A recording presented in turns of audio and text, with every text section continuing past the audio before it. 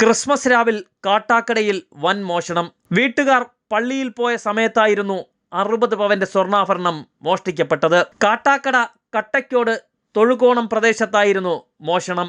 കാട്ടാക്കട സ്വദേശിയായ ഷൈൻകുമാറിന്റെ വീട്ടിൽ നിന്നും ഇന്നലെ വൈകിട്ട് 6 മണിക്കും 9 മണിക്കും ഇടയിലായിരുന്നു മോഷണം നടന്നത്. വീട്ടുകാർ സമീപത്തെ പള്ളിയിൽ ക്രിസ്മസ് ആഘോഷത്തിന് പങ്കെടുക്കുന്നതിനിടെയാണ് വീടിന്റെ പൂട്ട് തകർത്ത് മോഷ്ടാക്കൾ 60 പവന്റെ സ്വർണം മോഷ്ടിച്ചത്. എല്ലാ ദിവസവും പള്ളിയിൽ ഇപ്പോൾ വൈകുന്നേരം ആരാധനയുണ്ട്.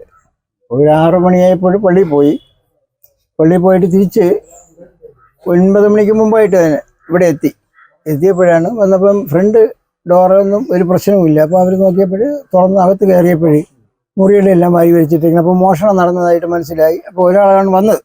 തിരിച്ച് അവർ പള്ളിയിൽ പോയി ഹസ്ബൻഡിനെയൊക്കെ കൂടെ വിളിച്ച്, അപ്പോൾ പള്ളിയിലുള്ളവരൊക്കെ കൂടെ വന്നു. അപ്പോൾ അവർക്ക് മെയിനായിട്ട് സംശയം ഉണ്ടായിരുന്നത് അകത്ത് ആൾ കാണുന്നു. അപ്പോൾ എല്ലാവരും കൂടെ പുറത്ത് ചുറ്റും ഇങ്ങനെ കവർ ചെയ്തിട്ട് അകത്ത് നോക്കിയപ്പോൾ അകത്താരുമില്ല. ഇതിനിടയ്ക്ക് അവർ നോക്കിയപ്പോഴും എല്ലാ മുറിയിലും പരിശോധിച്ച് ലൈറ്റൊക്കെ ഇട്ട് പോയി നോക്കിയപ്പോൾ എല്ലാ സാധനങ്ങളെല്ലാം മൊത്തം കൊണ്ടുപോയിട്ടുണ്ടായിരുന്നു.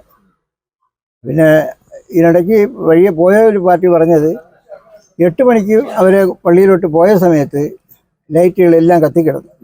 തിരിച്ചു വന്നപ്പോൾ പകുതി കത്തുന്നില്ല. അപ്പോൾ ഫീസ് ഊരിയാണ് അവർ അകത്ത് കയറിയത്. അപ്പോൾ ഇൻവെർട്ടറിലുള്ള പകുതി ലൈറ്റ് സീരിയൽ സെറ്റ് പുറത്ത് കത്തി തന്നെ നിൽപ്പുണ്ടായത്. അപ്പോൾ അതുകൊണ്ട് മിക്കവാറും ഒരു 8 മണിക്കും 6 മണിക്കും ഇടയ്ക്ക് അല്ലെങ്കിൽ 9 മണിക്ക് അകത്ത് നടക്കാനാണ് ഇത് സാധ്യത ഉള്ളത്. സംഭവത്തെ തുടർന്ന് കാട്ടാക്കട പോലീസും വിരലടയാള വിദഗ്ധരും ഡോഗ് സ്ക്വാഡും ഉൾപ്പെടെ സ്ഥലത്ത് ഊർജിതമായ അന്വേഷണം നടത്തി വരികയാണ്.